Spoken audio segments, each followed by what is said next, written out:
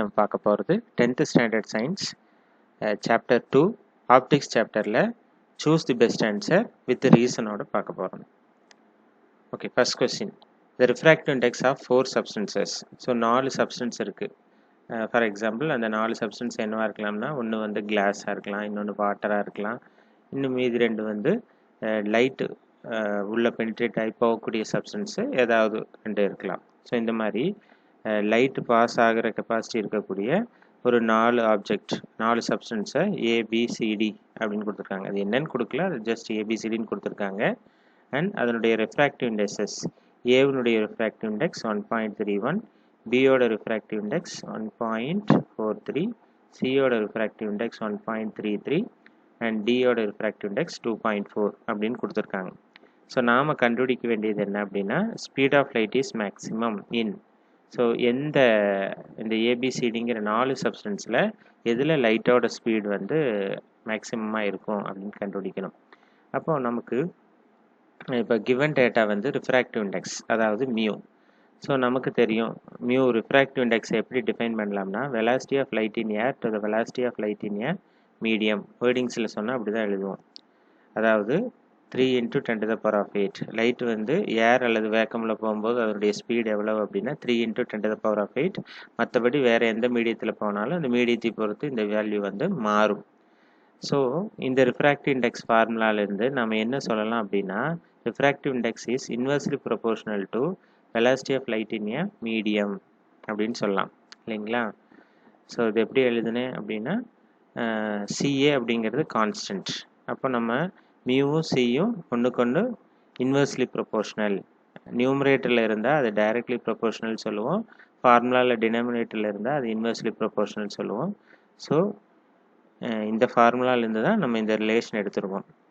அதாவது டினாமினேட்டரில் இருக்கிற குவான்டிட்டி எப்போவுமே எப்படி இருக்கும், இந்த லெஃப்ட் சைடு இருக்கிற குவான்டிட்டிக்கு இன்வெர்ஸ்லி ப்ரொபோர்ஷனலாக இருக்கும். அப்படின்னா என்ன அர்த்தம், ஸ்பீடு கம்மியாக இருந்தால் அந்த ஆப்ஜெக்டினுடைய ரிஃப்ராக்டிவ் இண்டெக்ஸ் அதிகமாக இருக்கும், அல்லது இந்த ஆப்ஜெக்டினுடைய ரிஃப்ராக்டிவ் இண்டெக்ஸ் கம்மியாக இருந்தால் ஸ்பீடு வந்து அதிகமாக இருக்கும். அந்த மாதிரி தலைகீழாக இருக்கிறத தான் நம்ம இன்வெர்ஸ்லி ப்ரொபோர்ஷனல் சொல்கிறோம். அப்போது நம்ம இங்கே என்ன முடிவுக்கு வரலாம் அப்படின்னா, இப்போ நம்ம கொஸ்டின் என்ன, ஸ்பீட் ஆஃப் லைட்டு மேக்ஸிமமாக இருக்கணும். அதாவது இந்த சிஎம் நம்ம எடுத்துக்கிற அந்த மீடியத்தில் லைட்டோட வேல்யூ இது மேக்ஸிமமாக இருக்கும்னா மியூவோட வேல்யூ ரிஃப்ராக்டிவ் இண்டெக்ஸ் எப்படி இருக்கணும், கம்மியாக இருக்கும். சரிங்களா, இது மேக்ஸிமமாக இருக்கணும்னா இது வந்து மினிமமாக இருக்கணும். அப்போ கொடுத்துருக்கிற 4 சப்ஸ்டன்ஸில் இந்த 1.31, 1.43, 33, 2.4 இந்த 4ல் எது மினிமம் வேல்யூன்னு பார்த்தீங்கன்னா 1.31 தான். அப்போது ரிஃப்ராக்டிவ் இண்டெக்ஸ் கம்மியாக இருந்தால் தான் அந்த சப்ஸ்டன்ஸில் தான் லைட்டோட வெலாசிட்டி அதிகமாக இருக்கும். அப்படிங்கிற அந்த கான்செப்ட் அடிப்படையில் நம்ம எதை செலக்ட் பண்ணலாம் அப்படின்னா, ஏ அப்படிங்கிற சப்ஸ்டன்ஸில் தான் லைட்டோட வெலாசிட்டி அதிகமாக இருக்கும் அப்படிங்கிற சொல்லலாம். ரொம்ப சிம்பிள். ரிஃப்ராக்டிவ் இண்டெக்ஸும் வெலாசிட்டி ஆஃப் லைட்டும் இன்வெர்ஸ்லி ப்ரொபோர்ஷனல். அப்போ எந்த ஆப்ஜெக்ட்டுக்கு ரிஃப்ராக்டிவ் இண்டெக்ஸ் கம்மியாக இருக்கோ அந்த ஆப்ஜெக்டில் லைட்டு ஸ்பீடாக போகும் அப்படின்னு அர்த்தம்.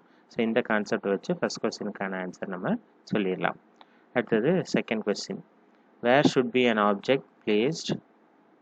அதாவது எந்த இடத்துல ஒரு ஆப்ஜெக்டை வச்சோம் அப்படின்னா கிடைக்கக்கூடிய இமேஜ் வந்து ஒரு ரியல் இமேஜாகவும் இன்வெர்டட் இமேஜாகவும் அதே நேரம் சேம் சைஸ் இமேஜாகவும் கிடைக்கும் அப்படின்னு கேட்டிருக்காங்க. ஸோ நம்ம ஆப்ஜெக்ட் வைக்கிற பொசிஷனை பொறுத்து இமேஜ் ஃபார்ம் ஆகும் அப்படிங்கிறதுக்கு ஒரு 6 கண்டிஷன்ஸ் படிச்சிருப்போம். அதில் ஒரு கண்டிஷன் என்ன அப்படின்னா, ஃபார் எக்ஸாம்பிள் இது வந்து ஒரு கான்வெக்ஸ் லென்ஸ் அப்படின்னா, அண்ட் இது வந்து அந்த கான்வெக்ஸ் லென்ஸினுடைய பிரின்சிபல் ஆக்சிஸ் அப்படின்னு நினச்சிக்கோங்க. ஸோ இப்போது ஆப்ஜெக்ட் வந்து 2Fல இருக்குது அப்படின்னா கண்டிப்பாக இமேஜ் எங்கே கிடைக்கும் அப்படின்னா 2Fல தான் கிடைக்கும் அப்படின்னு ஒரு கண்டிஷன் இருக்குது. ஆப்ஜெக்ட் 2Fல இருந்தால் இமேஜும் 2Fல தான் கிடைக்கும். அப்படி கிடைக்கும்போது ஆப்ஜெக்டுடைய ஹைட் என்னவோ அதே ஹைட் உள்ள இமேஜ் தான் நமக்கு கிடைக்கும். அதே மாதிரி யூவோட value, object distance image distance எப்படி இருக்கும், சேமாக தான் இருக்கும் அப்படிங்கிறதெல்லாம் நம்ம படிச்சிருக்கோம். ஸோ அப்படி பார்க்கும்போது ஆப்ஜெக்டை எங்கே வச்சா இமேஜ் வந்து ரியல் இமேஜாகவும் இன்வெர்டட் இமேஜாகவும் சேம் சைஸாகவும் கிடைக்கும்னு கேட்டிருக்காங்க. ஸோ கண்டிப்பாக ஆப்ஜெக்ட் எங்கே வைக்கணும், 2Fல வச்சாதான் கிடைக்கிற இமேஜ் எப்படி இருக்கும், சேம் சைஸாக இருக்கும். ஸோ அதை வந்து நம்ம ஸ்க்ரீனில் கேட்ச் பண்ணலாம், அதனால ரியல் இமேஜ் ஆனால் தலைகளாக இருக்கும் இன்வெர்டட் இமேஜ். ஸோ இந்த 3 கண்டிஷன் உள்ள இமேஜ் நமக்கு கிடைக்கணும் அப்படின்னா ஆப்ஜெக்ட் எங்கே தான் வைக்கணும், 2Fங்கிற பிளேஸில் தான் வந்து நம்ம வைக்கணும். Okay, then third one, a small bulb is placed at the principal focus. இதுவும் வந்து ஆப்ஜெக்ட் வைக்கிறத பொறுத்து இமேஜ் ஃபார்ம் ஆகுது இல்லையா, அந்த கான்செப்டை வச்சு தான். ஸோ இங்கே என்ன சொல்கிறாங்க அப்படின்னா, பல்பு அதாவது ஆப்ஜெக்ட், இந்த இடத்துல எதை ஆப்ஜெக்ட் எடுத்துக்கிறோம்னா bulb. a small bulb is placed at the principal focus of a convex lens. again you consider a convex lens. So இது வந்து ஒரு கான்வெக்ஸ் லென்ஸ் அப்படின்னு நினச்சிக்கலாம். அண்ட் இது அதனுடைய பிரின்சிபல் ஆக்சிஸ். இப்போ இதனுடைய பிரின்சிபல் ஃபோக்கஸ் இந்த பாயிண்டில் இருக்குமா. ஸோ இந்த இடத்துல என்ன பண்ண சொல்கிறாங்கன்னா, இங்கே ஒரு பல்ப் இருக்கிறதா கன்சிடர் பண்ணிக்க சொல்கிறாங்க. ஓகேவா. So small bulb is placed at the principal focus of a convex lens. அப்போ நமக்கு தெரியும் ஆப்ஜெக்ட் வந்து பிரின்சிபல் ஃபோக்கஸில் இருந்தால் அதுலேருந்து போகக்கூடிய ரேஸ் இந்த மாதிரி போய் என்னாகும் அப்படின்னா, ஆஃப்டர் ரிஃப்ராக்ஷன் என்ன ஆயிரும், இந்த மாதிரி பேரலல் ரேஸாக மாறிடும் அப்படிங்கிறத நம்ம படிச்சிருப்போம். ஸோ அந்த 6 கண்டிஷன்ஸ் படிச்சிருப்போம் இல்லையா. ஸோ அதில் ஒரு கண்டிஷன், ஆப்ஜெக்ட் வந்து எஃப்ல இருந்தால் இமேஜ் வந்து எங்கே கிடைக்கும், இன்ஃபினிட்டியில் கிடைக்கும். அப்போ அந்த லென்ஸ்லேருந்து வெளியில் வரக்கூடிய ரேஸ் எப்படி இருக்கும்னா இந்த மாதிரி பேரலல் ரேஸாக இருக்கும் அப்படிங்கிற நமக்கு தெரியும். அப்போ நம்ம எந்த ஆன்சர் எடுத்துக்கலாம் அப்படின்னா பேரலல் பீம் ஆஃப் லைட். இது அப்படியே தலைகீழாக பார்த்தோம்னா என்னாகும், அதாவது ஆப்ஜெக்ட் வந்து இன்ஃபினிட் டிஸ்டன்ஸ்லேருந்து வரக்கூடிய ரேஸ் வந்து பேரலல் ரேஸாக வரும். அது கான்வெக்ஸ் லென்ஸ் வழியாக போகும்போது பிரின்சிபல் ஆக்சஸில் போய் கன்வெர்ஜ் ஆகும் அப்படின்னு படிச்சிருப்போம். அது அப்படியே இங்கே தலைகீழாக நடந்திருக்கு. ஆப்ஜெக்ட் எங்கே இருக்குன்னா பிரின்சிபல் ஃபோக்கஸில் இருக்குது. அப்போ வெளியில் வரக்கூடிய ரேஸ் எப்படி இருக்கும்னா பேரலல் ரேஸாக இருக்கும் அப்படிங்கிற கான்செப்டை நம்ம இங்கே யூஸ் பண்ணியிருக்கோம். ஸோ ஈஸி தான். Then fourth one, magnification of a convex lens. So நமக்கு தெரியும் மேக்னிஃபிகேஷன் அப்படிங்கிறது ஹைட் ஆஃப் த இமேஜுக்கும் ஹைட் ஆஃப் த ஆப்ஜெக்ட்டுக்கும் நடுவில் இருக்கிற ரேஷியோவை தான் நம்ம மேக்னிஃபிகேஷன் சொல்லுவோம். ஸோ இங்கே நம்ம ஒரு கான்செப்ட் ஞாபகம் வச்சுக்கணும், என்ன அப்படின்னா எம் வேல்யூ பாசிட்டிவாக இருந்தால் அந்த இமேஜ் ரியல் இமேஜாக இருக்கும். எம் வேல்யூ நெகட்டிவாக இருந்தால் அந்த இமேஜ் வந்து வெர்ச்சுவல் இமேஜாக இருக்கும் அப்படிங்கிற நான் வச்சுக்கணும். எம் வந்து பாசிட்டிவாக இருந்தால் ரியல் இமேஜ், எம் வந்து நெகட்டிவாக இருந்தால் அது வந்து வெர்ச்சுவல் இமேஜ். ஸோ அப்படி பார்க்கும்போது நமக்கு தெரியும் கான்வெக்ஸ் லென்ஸில் ரியல் இமேஜும் உருவாகும், வெர்ச்சுவல் இமேஜும் உருவாகும். அப்போ எம் வேல்யூ பாசிட்டிவாகவும் இருக்கிறதுக்கு வாய்ப்பு இருக்குது, நெகட்டிவாகவும் இருக்கிறதுக்கு வாய்ப்பு இருக்குது. அதனால் நம்ம எந்த ஆன்சர் செலக்ட் பண்ணிடலாம், எய்தர் பாசிட்டிவ் ஆர் நெகட்டிவ் அப்படிங்கிறத செலக்ட் பண்ணிடலாம். Then again object and image, ஆப்ஜெக்டனுடைய பொசிஷனை பொறுத்து இமேஜ் ஃபார்ம் ஆகிறத வச்சு தான் அடுத்த கொஸ்டினும் சொல்லியிருக்காங்க. என்ன அப்படின்னா, a convex lens form a real diminished point size image at focus. அதாவது ஒரு கான்வெக்ஸ் லென்ஸ் இருக்குது. இந்த கான்வெக்ஸ் லென்ஸ் வழியாக போன ரேஸ்னால இமேஜ் எங்கே ஃபார்ம் ஆகிருக்குன்னா ஃபோக்கஸில் ஃபார்ம் ஆகிருக்கு. பிரின்சிபல் ஃபோக்கஸில் இந்த எஃப்பில் வந்து இமேஜ் வந்து ஃபார்ம் ஆகிருக்கு அப்படின்னு சொல்கிறாங்க. ஸோ இப்படி ஃபார்ம் ஆகணும்னா ஆப்ஜெக்ட் எங்கே இருக்கணும்னு கேட்குறாங்க. நமக்கு தெரியும் ஆப்ஜெக்ட் வந்து இன்ஃபினிட் டிஸ்டன்ஸில் இருந்தால் தான் அதுலேருந்து வரக்கூடிய ரேஸ் வந்து பேரலல் ரேஸாக வரும். பேரலல் ரேஸாக ஆஃப்டர் ரிஃப்ராக்ஷனுக்கு அப்புறம் என்ன ஆகும் அப்படின்னா பிரின்சிபல் ஃபோக்கஸில் வந்து கன்வெர்ஜ் ஆகும் அப்படிங்கிறது நமக்கு தெரியும். ஸோ அந்த கண்டிஷன் படி நம்ம தேர்ட் சொன்னோம் இல்லையா, அது அப்படியே தலைகீழாக அங்கே வந்து எஃப்ல ஆப்ஜெக்ட் வச்சுட்டு வெளியில் வரக்கூடிய ரேஸ் பேரலல் ரேஸாக இருந்துன்னு சொன்னோம். ஸோ நமக்கு வந்து எஃப்ல இமேஜ் ஃபார்ம் ஆகணும் அப்படின்னா கண்டிப்பாக என்ன இருக்கணும், பேரலல் ரேஸ் தான் வந்திருக்கணும். பேரலல் ரேஸ் எப்போ வரும் அப்படின்னா ஆப்ஜெக்ட் வந்து இன்ஃபினிட் டிஸ்டன்ஸில் இருந்தால் தான் வரும். அதனால் நம்ம இன்ஃபினிட்டி அப்படிங்கிறது நம்ம ஆன்சராக எடுத்துக்கணும். Okay, sixth one, power of a lens. So லென்ஸுக்கும் ஃபோக்கல் லெங்க்த்துக்கும் உள்ள ரிலேஷன் நமக்கு தெரியணும். என்ன அப்படின்னா பவர் அப்படிங்கிறது ஒன்றும் இல்லை, it's the reciprocal of focal length. இந்த ஃபார்முலா தெரிஞ்சால் இந்த கொஸ்டினுக்கான ஆன்சர் எழுதிடலாம். So power is equal to reciprocal of focal length அப்படின்னு கொடுத்துருக்காங்க. இங்கே என்ன கொடுத்துருக்காங்கன்னா பவர் கொடுத்துருக்காங்க, ஃபோக்கல் லெங்த் கண்டுபிடிக்கணும். அப்போ இந்த ஃபார்முலாவை என்ன பண்ணிக்கலாம்னா ரீஅரேஞ்ச் பண்ணிக்கலாம். அதாவது எஃப்ஐ மேலே கொண்டு போயிட்டு பியை கீழே கொண்டு வந்துடலாம். So you get F is equal to 1/p. அப்போது 1/p வேல்யூ என்ன கொடுத்துருக்காங்கன்னா -4d. d அப்படின்னா டயாப்டர். டயாப்டர் அப்படிங்கிறது லென்ஸினுடைய பவருக்கான unit. Power of a lens is expressed in dioptre. அதை ஃபுல்லாக நம்ம டயாப்டர் அப்படின்னு எழுதுறதுக்கு பதில் என்ன பண்ணலாம், ஒரு கேபிட்டல் டி மட்டும் போட்டுக்கலாம். ஓகே, ஸோ சப்ஸ்டியூட் பண்ணும்போது யூனிட் தேவையில்லை, அதனால் அந்த நம்பர் வேல்யூ மட்டும் போடுறோம். So 1/4.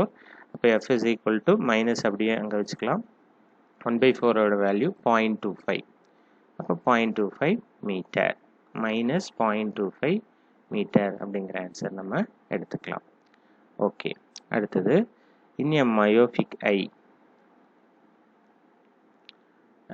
the image of the object is formed. So இது நமக்கு தெரியும், மயோபியா இருக்கக்கூடிய கண் குறைபாடு இருக்கக்கூடிய ஐயில் இமேஜ் வந்து ரெட்டினாவில் ஃபார்ம் ஆகாமல் ரெட்டினாக்கு முன்னாடியே ஃபார்ம் ஆயிரும் அப்படிங்கிற அந்த தியரியை படிச்சிருக்கோம். அதனால் டைரெக்டாகவே இந்த கொஸ்டினுக்கு நம்ம ஆன்சர் எழுதிடலாம். So in myopic eye image of the object is formed in front of the retina அப்படின்னு சொல்லிடலாம். ஓகே, 8th ஒன் அதே மாதிரி இதுவும் ஐ டிஃபெக்டை பற்றி தான். So it is about presbyopia. So நமக்கு தெரியும் ஷார்ட் சைட் லாங் சைட் மாதிரி பிரஸ்பியோபியா எப்போ உருவாகும் அப்படின்னா, ஸோ ஏஜ் ஆனதுக்கப்புறம் ஏஜ்டு பர்சன்ஸுக்கு தான் இந்த பிரஸ்பியோபியாங்கிற டிஃபெக்ட் பெரும்பாலும் வரும். ஸோ அவங்களுக்கு பார்த்தீங்க அப்படின்னா அவங்களுடைய அந்த ப்ராப்ளத்தை கரெக்ட் பண்ணுறதுக்கு கான்வெக்ஸ் லென்ஸும் தேவைப்படும், கான்கேவ் லென்ஸும் தேவைப்படும். அப்போ ஒரே லென்ஸில் கான்வெக்ஸ் லென்ஸும் இருக்கும், கான்கேவ் லென்ஸும் இருக்கும். அதனால் பிரஸ்பியோபியா கரெக்ட் பண்ணுறதுக்கு நம்ம we have to use bifocal lens, அதாவது both convex and concave combined இருக்கக்கூடிய லென்ஸை, பாதி வந்து கான்வெக்ஸாகவும் பாதி வந்து கான்கேவாகவும் இருக்கிற லென்ஸை தான் நம்ம யூஸ் பண்ணுவோம் அப்படிங்கிற நமக்கு தெரியும். Okay, 9th one which of the following lens would you prefer to use while reading small letters found in a dictionary? So இப்போ ஒரு டிக்ஷனரி படிக்கும்போது லெட்டர்ஸ் ரொம்ப சிறுசாக இருந்துச்சு அப்படின்னா படிக்கிறதுக்கு நம்ம எந்த லென்ஸ் யூஸ் பண்ணுவோம் அப்படின்னு சொல்கிறாங்க. ஸோ சிறுசாக இருக்கிற லென்ஸ் லெட்டர்ஸை பெருசாக பார்க்கணும் அப்படின்னாலே நமக்கு மேக்னிஃபையிங் லென்ஸ், பூத கண்ணாடின்னு சொல்லுவோம் இல்லையா, ஸோ அந்த லென்ஸை தான் நம்ம யூஸ் பண்ணுவோம். ஸோ அப்படி பார்க்கும்போது இங்கே மொத்தம் 4 ஆப்ஷன்ஸில் கான்வெக்ஸ், கான்கேவ், கான்வெக்ஸ், கான்கேவ்னு கொடுத்துருக்காங்க. கண்டிப்பாக மேக்னிஃபையிங் லென்ஸ் அப்படின்னா கான்வெக்ஸ் லென்ஸ் தான். அப்போது கான்கேவ் லென்ஸ் வர்ற இந்த 2 ஆப்ஷனும் கண்டிப்பாக வரவே வராது. அதனால் அந்த லென்ஸை நம்ம யூஸ் பண்ண வேண்டியதில்லை. அப்போ கான்வெக்ஸ் லென்ஸ் பார்த்தீங்க அப்படின்னா ஒன்று 5 சென்டிமீட்டர் ஃபோக்கல் லெங்த் இருக்கிற கான்வெக்ஸ் லென்ஸ், இன்னொன்று 10 சென்டிமீட்டர் ஃபோக்கல் லெங்த் இருக்கிற கான்வெக்ஸ் லென்ஸ்.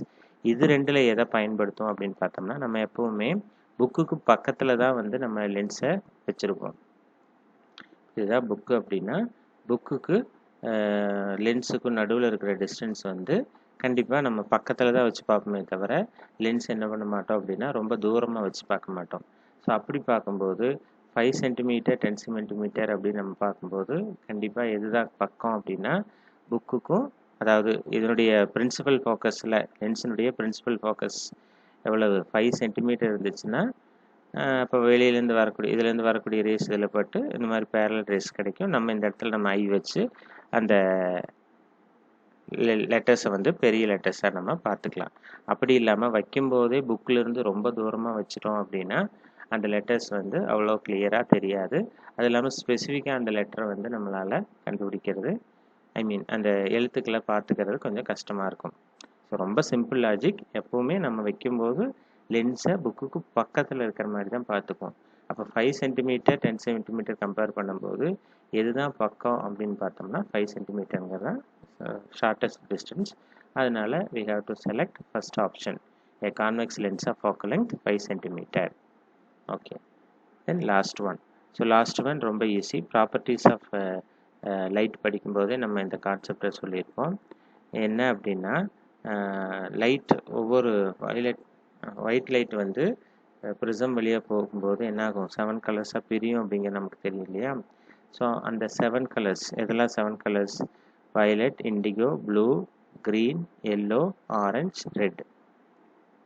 ஸோ இந்த 7 கலர்ஸ் பார்த்தீங்க அப்படின்னா இருக்கிறதுலே எதுக்கு வேவ் லெங்த் அதிகம் அப்படின்னா ரெட்டுக்கு தான் வேவ் லெங்த் அதிகம், லேம்டா வந்து அதிகம். இருக்கிறதுலே எதுக்கு வேவ் லெங்த் கம்மி அப்படின்னா வயலட்டுக்கு தான் கம்மி, லோ அல்லது ஸ்மாலர் வேவ் லெங்த் எதுக்கு அப்படின்னா வயலட்டுக்கு. ஸோ வயலட்டை விட இண்டிகோவுக்கு அதிகம், இண்டிகோவை விட ப்ளூவுக்கு அதிகம், ப்ளூவை விட க்ரீனுக்கு அதிகம், க்ரீனை விட எல்லோவுக்கு அதிகம், எல்லோவை விட ஆரஞ்சுக்கு அதிகம், இது எல்லாத்த விடையும் ரெட்டுக்கு அதிகம். அப்போ இங்கேருந்து போக போக வேவ் லெங்த் என்னாகும் அப்படின்னா இன்க்ரீஸ் ஆகிட்டே போகும் அப்படின்னு சொல்லலாம்.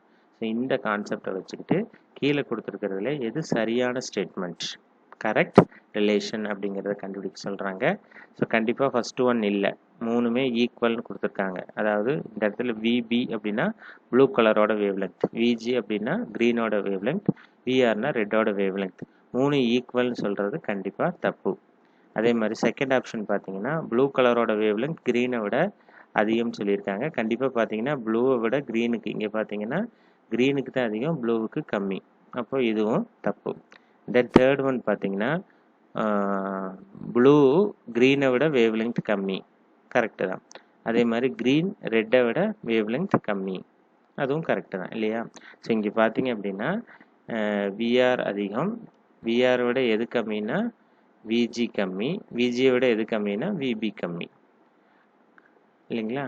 அல்லது அதாவது VR is greater than VG, VG is greater than VB. அப்போ நம்ம எந்த ஆன்சர் தான் எடுத்துக்கணும்? சி தான் எடுத்துக்கணும். டி பார்த்தீங்கன்னா அது அப்படியே தலைகளாக கொடுத்துருக்காங்க. அப்போ அது கண்டிப்பாக தப்பு தான். அதாவது டியில் வந்து என்ன கொடுத்துருக்காங்கன்னா இந்த இடத்துல மாற்றிட்டாங்க, க்ரீன் வந்து ரெட்டை விட அதிகம் கொடுத்துருக்காங்க. அதனால் இந்த ஆன்சரும் தப்பு. தேங்க்யூ.